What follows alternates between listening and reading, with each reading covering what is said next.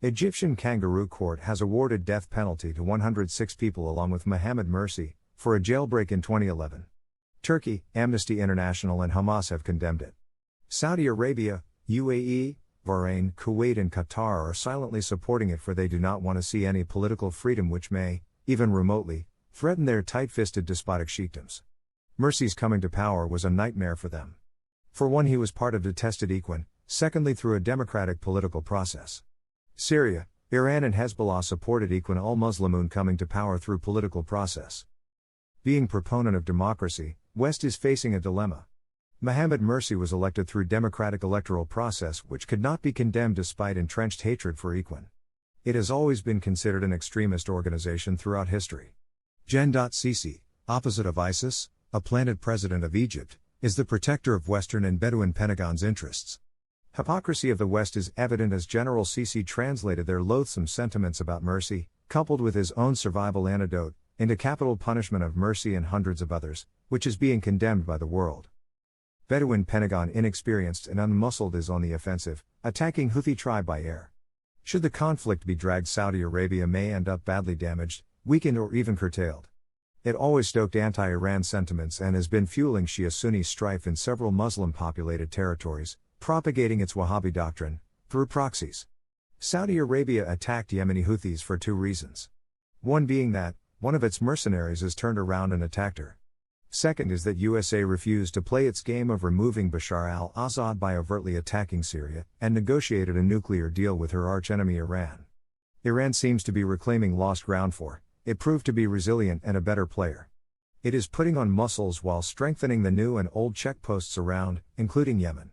Yemen is at the brink of long-drawn civil war involving several state and non-state players, which may spill over to other countries. Is would be a most probable beneficiary of this conflict. It may be able to expand into few Gulf states, even if temporarily.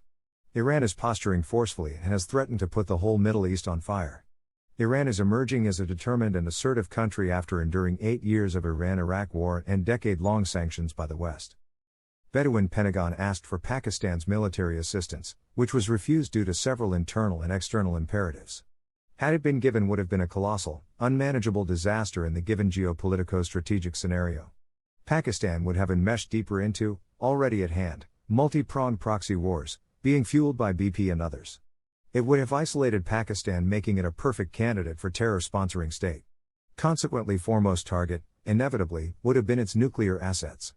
These minions would have proved to be as spineless as they were in the case of Saddam Hussein. They are opportunistic, illegitimate despots.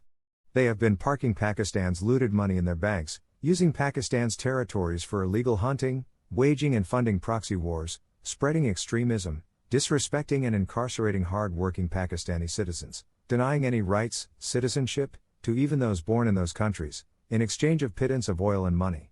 BP is well known for nefarious, anti-Muslim states activities such as getting rid of Yasser Arafat, allowing Palestinian butchering by Israel, killing of Saddam Hussein, allowing the destruction of Iraq, killing of Gaddafi, allowing destruction of Libya, removal of Mohammad Mursi. BP can't be trusted at any cost. Hats off to Pakistani military who put his feet down and refused to let inept, self-serving politicians play their disastrous game. West has its own game plan, implementing it smartly, with the help of its cohorts such as Bedouin Pentagon. It is destroying Muslim countries, their societies, cultures, economies and core belief structure.